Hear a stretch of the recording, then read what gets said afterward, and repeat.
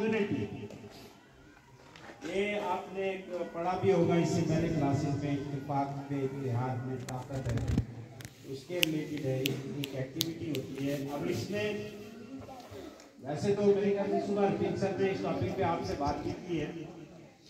मकसद इसका ये होता है कि अपने मुल्क के तई वफादार रहने के सिलसिले में कुछ चीज़ें ऐसी होती हैं कि जो हमारे एक कॉमन काज होते हैं, कॉमन इवेंट्स होते हैं। एक बड़ा मकसद होता है अपने मुल्क की बका के लिए, अपने मुल्क को स्ट्रेंथन करने के लिए, उसको ताकतवर करने के लिए। तो उसमें सबसे बड़ी ताकत क्या होती है कि उस मुल्क की आवाम, वो जितने आपस में यूनाइट होंगे, इत्तेफाक होगा, इत्तेहाद होगा उनमें, उतना ही वो मुल्क मजबूत होगा। ये सेम वैसी ही मिसाल है जैसा कि किसी भी घर में अगर उस घर के परिवार के लोग अगर आपस में इत्तेफाक और इत्तेहाद से रहते हैं, कम पे भी गुजारा कर लेते हैं, तानाजनी नहीं करते, एक दूसरे के साथ प्यार और मोहब्बत से रहते हैं, तो वो घर हमेशा इज्जतदार घराना होता है। वो कभी जिल्लत या रुसवाई नहीं देखता है। उनके घर के ऐब किसी को पता नहीं चलते और उनकी ऐब यानी उनकी यूनिटी की वजह से वो घराना हमेशा तरक्की करता है, वो घर हमेशा तरक्की करता है। ऐसे ही हमारा मुल्क जो है ये, इसको ज़रूरत होती है एक ताकत की, यूनिटी की। देखिए कहते हैं तोप नहीं लड़ती, तोपची लड़ता है। अब ये चलो बड़ी बात हो जाएगी, शायद आपको समझ में ना आए। हथियार होने से, न्यूक्लियर पावर होने से, ये सारी चीज़ें हमें एक स्टेज फराहम करती हैं, एक जगह फराहम करती हैं, एक मुकाम फराहम करती हैं। लेकिन हम ताकतवर तब बनते हैं जब आपस में हमें इत्तेफाक और इत्तेहाद हो। घर का भेदी लंका ढाए, आपने सुना होगा।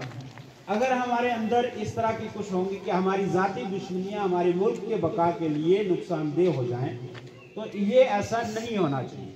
अब अगर इसको मैं मुख्तसर करके इस बात को कहूँ, वो ये है कि हमें इन सारी चीज़ों से ऊपर उठ के हमें अपने कहीं अगर कोई ज़ाती किसी के साथ रंजिश होती है, इंसानी फितरत है, बर्तन के साथ बर्तन लगता है, ये मुहावरा सुना है।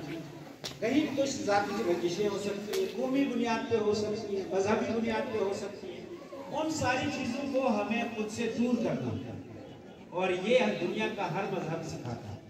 इंसान के साथ की नीयत साफ हो, खलूस वाला हो, पुरामन हो, ये सारी चीज़ें दुनिया का कोई मजहब ऐसा नहीं है जो चीज़ ये ना सिखाता। तो ये इंसान के अंदर, जहाँ इंसान के अंदर होनी चाहिए, वहाँ प्रैक्टिकली इसे अप्लाई भी करना चाहिए।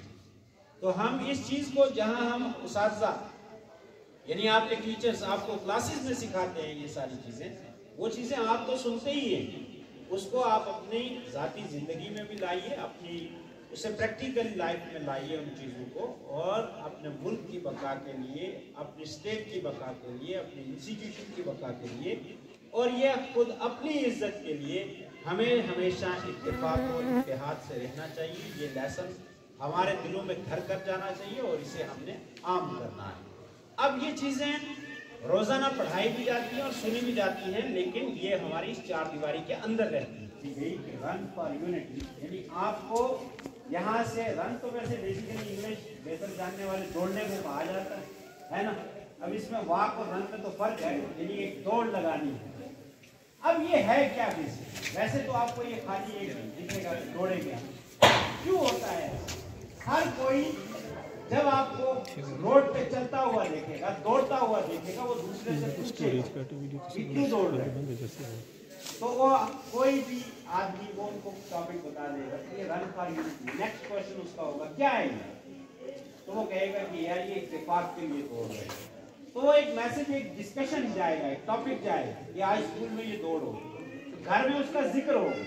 तो इस तरीके से इन चीजों की, इस एक्टिविटी से हम इस चीज की साथ चले हम, साथ रहे हम,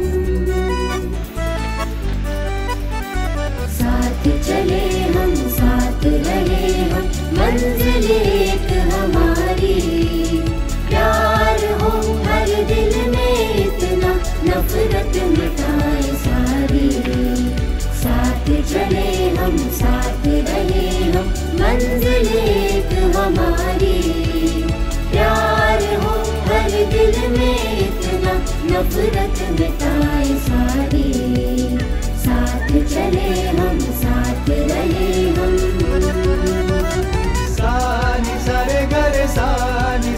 ग रे सा ग रे सा नि ध प मा नी